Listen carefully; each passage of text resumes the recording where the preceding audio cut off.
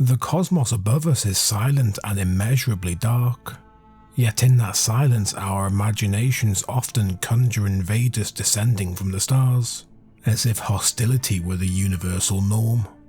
From old War of the Worlds tales to modern blockbusters, humanity has long assumed that any meeting with extraterrestrial life would be met with conflict or conquest. But the night sky remains quiet, the great silence of the universe, as some call it. No armada darkens our skies, no alien conqueror silences our cities. Perhaps the fear of invasion says more about us than about them. After all, if advanced beings are out there, they have had ample time to find us. And yet, nothing. In this video we delve into 3 more speculative reasons out of many why aliens might not attack Earth. There is a theory that we are not alone, yet never touched.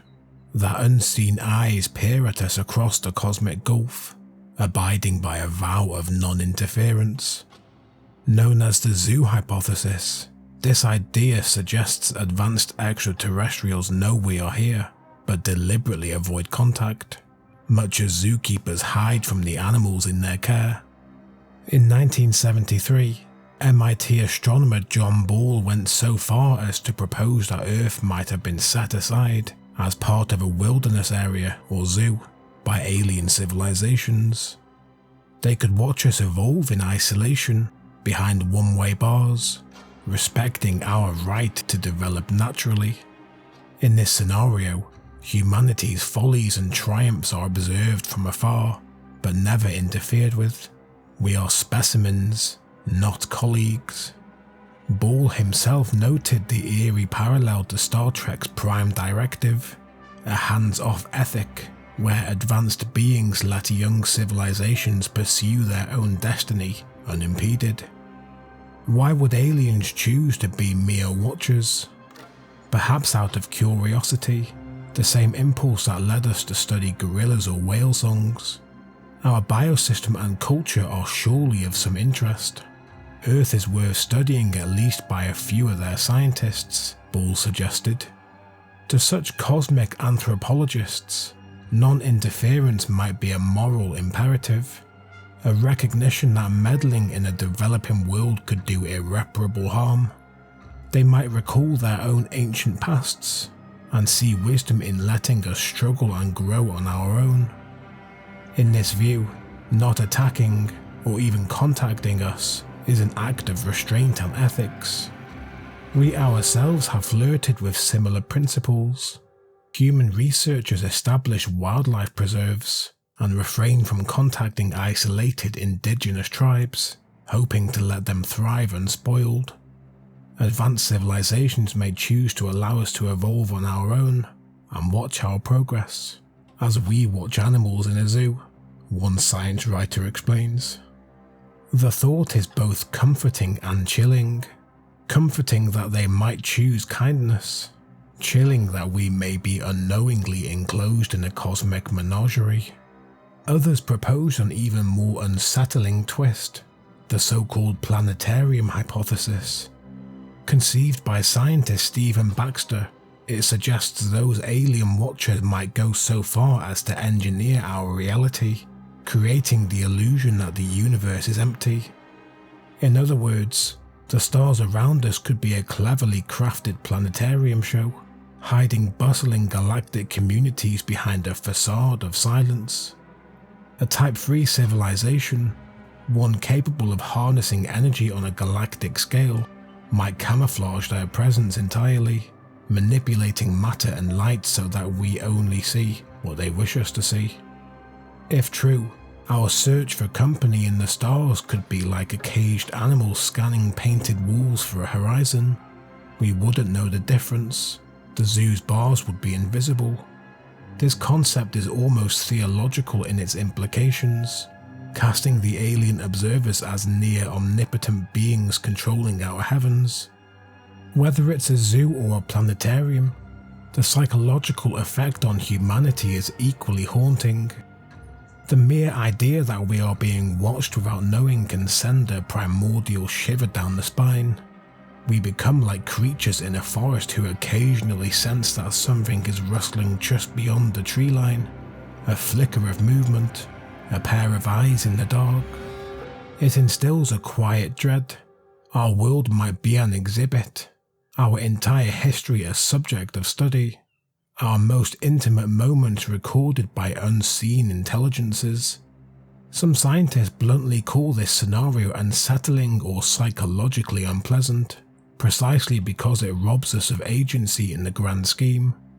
We pride ourselves on exploring and observing the universe, but here we would be the ones under observation. The Watcher hypothesis turns the tables on cosmic ambition. Humanity is not the explorer, but the explored, not the protagonist of the galactic story, but a minor character watched from the gallery.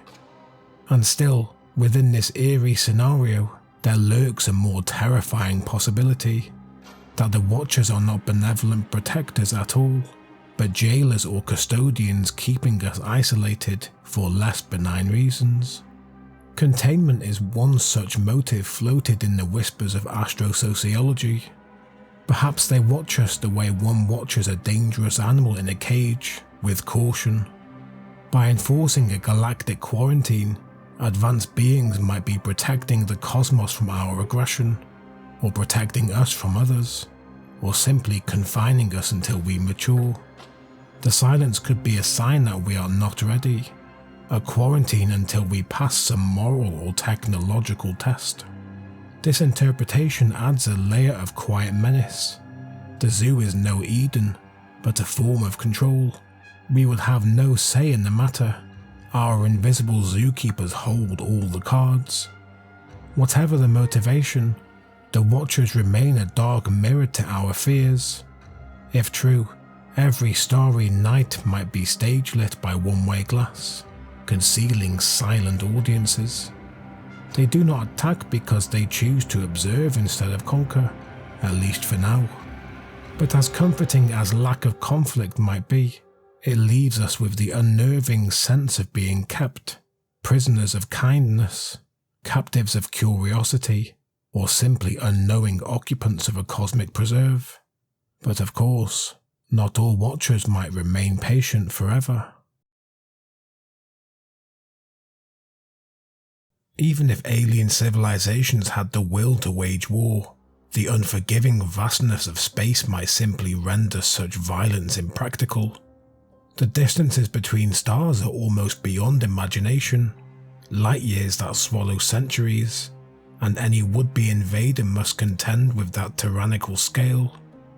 Under the laws of physics as we know them, nothing can travel faster than light, so an interstellar armada would crawl across the void for decades, centuries, or millennia. By the time an invasion force reached another inhabited world, the original quarrel might be irrelevant, or the target themselves might be long dead. War across light years starts to look absurd when you consider the sheer logistical nightmare. As astrophysicist Michael Hart argued decades ago, the immense distances and travel times involved would require a vastly greater investment of time and resources than any war we know. Empires on Earth have struggled to maintain control when stretched across mere oceans. How much harder to project power across 100 trillion kilometers of emptiness? History offers a quiet warning about the limits of conquest at great distances. The Romans, despite their roads and legions, found that messages from the frontiers took weeks to arrive, and rebellions festered in those communication gaps. Centuries later, the sun never set on the British Empire, but coordination across global colonies was sluggish and prone to error. Distance diluted power. Rebellions and independence movements often succeeded because the center of the empire was simply too far away to respond in time. Now amplify those challenges to an interstellar scale. Even at light speed, a message from Earth to a star 100 light years away takes a century to be heard, another century for a reply. An alien conqueror dispatching orders from the Galactic Center would be commanding ghosts and echoes by the time the signals arrived. The fog of war becomes an impenetrable darkness when your armies are light years apart. Coordination of a galaxy-spanning war might be effectively impossible under classical physics. Any invading fleet would have to operate autonomously, cut off from home support, a lonely and potentially futile campaign drifting in the void. Then there is the brutal energy cost of interstellar travel and combat. To send a single massive ship hurtling between stars demands fantastic amounts of energy. Engineers once speculated about Project Daedalus, a fusion-powered probe, and found that even a robotic craft would need enormous fuel to reach just 12% of light speed. If turned into a weapon, that 50,000-ton probe could deliver a kinetic impact of 146 gigatons, tens of thousands of Hiroshima bombs upon arrival. In other words, with enough energy you could indeed devastate a planet from across the stars, but to what end? The cost of mounting such an attack is staggering. As one study noted, just to get to our solar system would require huge amounts of fuel, making the whole venture rather pointless from a cost-benefit view. A rational invader weighing the ledger of war might conclude that the game is not worth the candle. Any resources or rewards they might gain from conquering Earth could be obtained far more easily from uninhabited sources. Even the tactics of war would be undermined by distance. Without faster-than-light travel, there is no rapid deployment, no reinforcements in the nick of time. If a warship launched towards Earth from a star 50 light-years away, those at their helm would have to commit to generations of travel. Upon arrival, they might find a planet far different from the one their ancestors set out to attack. They might find, in fact, that their target has advanced technologically in the interim, or destroyed itself, or even managed to launch a counterattack to meet them in transit. The long isolation of any interstellar fleet introduces profound uncertainty. Every war becomes a shot in the dark at a moving target. Victory, even if achievable, could be Pyrrhic.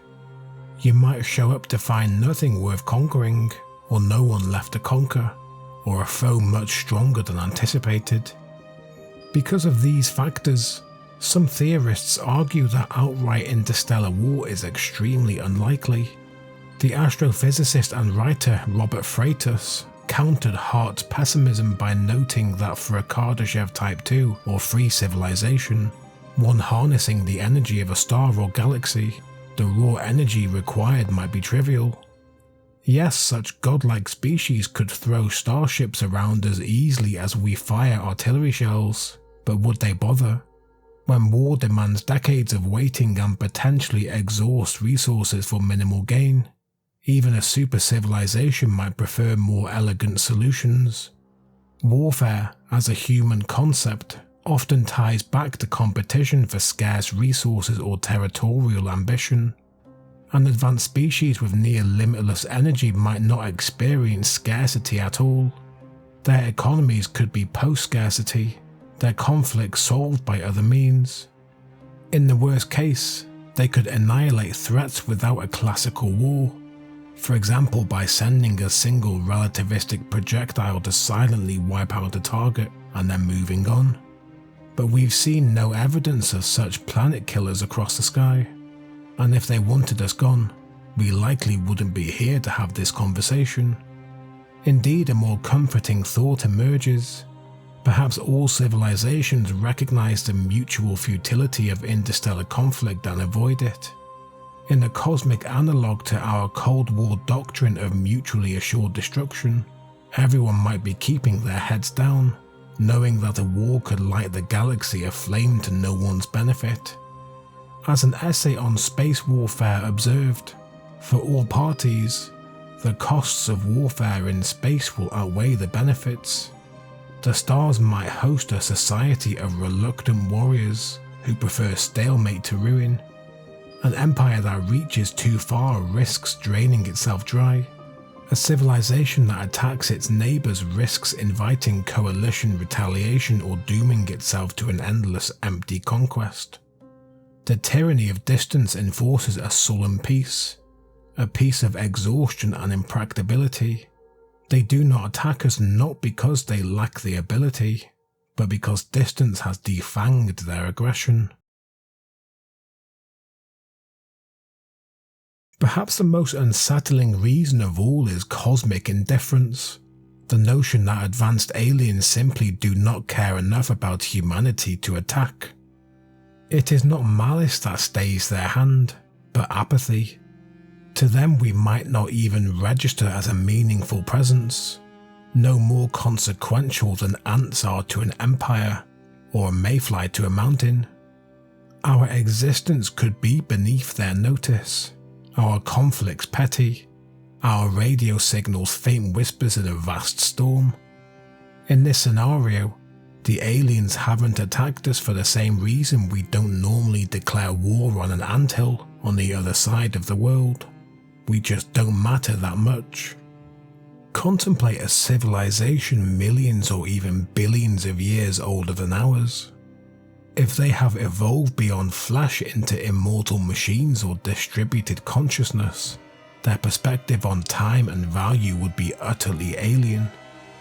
A species of near-eternal androids or planet-spanning AIs might think in terms of eons. Their projects could span millennia or geological epochs. In the time it takes for them to execute a single grand plan, human civilization might have risen and fallen several times over. To such beings, engaging with us now could be as pointless as a 70-year-old scholar trying to befriend a mayfly that lives for a day. We blink in and out of existence too quickly. A thought experiment. Imagine observing a colony of bacteria that blooms and dies in a petri dish overnight. Would you attempt to communicate or negotiate with the bacteria? Would you try to exterminate them? Most likely you'd simply find their brief life cycle curious, maybe informative, but hardly threatening or worth intervention. Likewise, aliens with post-biological intellect might watch us with mild interest at best, or ignore us entirely as long as we don't inconvenience them. To drive the point home, consider scale. A civilization capable of harnessing an entire galaxy's energy would have resources and concerns dwarfing anything we can imagine. They might rearrange stars, feed on black holes, or voyage between galaxies.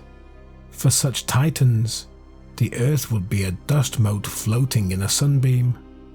Carl Sagan famously prompted humanity to reflect on a photograph of Earth taken from billions of miles away, a pale blue dot suspended in a shaft of sunlight, home to everyone we know, but otherwise utterly unremarkable. To advanced aliens, all of human history, every pyramid built, every war fought, every love and every dream, might register as a brief shimmer on that tiny pixel before it fades. Not attacking us isn't a conscious choice because even aggression requires acknowledging our existence. One could say these beings practice a kind of benign neglect, or even nihilism towards the small. We are neither threat nor prize, just one more fleeting phenomenon in a vast and busy universe. This idea is sometimes called the indifferent hypothesis in Fermi Paradox discussions.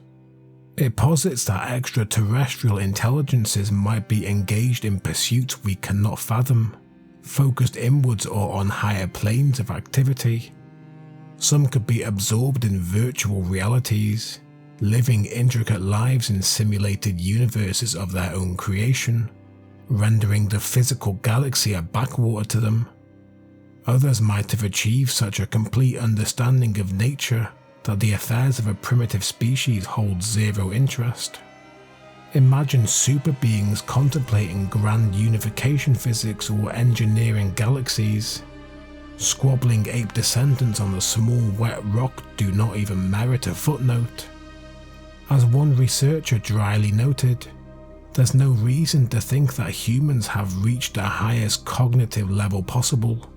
Higher levels might have already been reached elsewhere. To those minds, communicating with us might be like trying to discuss quantum mechanics with a butterfly. Cosmic indifference could also be rooted in ethical or philosophical frameworks utterly alien to us. An advanced culture might value entropy minimization. For instance, a sort of thermodynamic ethic where causing disorder like war is seen as deeply foolish. They might view the universe as a precious reserve of free energy to be conserved for important work, not expended in destructive play. If their goal is to survive as long as possible, they could deliberately avoid unnecessary conflicts as a waste of energy and risk. In this light, refraining from attacking Earth isn't out of respect or even disinterest, but out of a long-term conservation strategy. Why provoke a chaotic confrontation that could damage both sides or create instability, when the rational course is to mind one's own business and pursue one's cosmic scale projects? To us it might look like apathy. To them, it's wisdom and efficiency. They husband their energy and attention for matters of galactic importance, harvesting stars, migrating from dying galaxies, deciphering the deepest laws of physics, not for policing or pulverizing some upstart civilization still using chemical rockets. One astrobiologist quipped that advanced aliens might regard humans as no more significant than house ants, and anyone who has tried to eliminate an ant infestation knows that even ants are hard to fully erase. If they truly wanted us gone, perhaps they would have the means. But why would they even hold such a desire?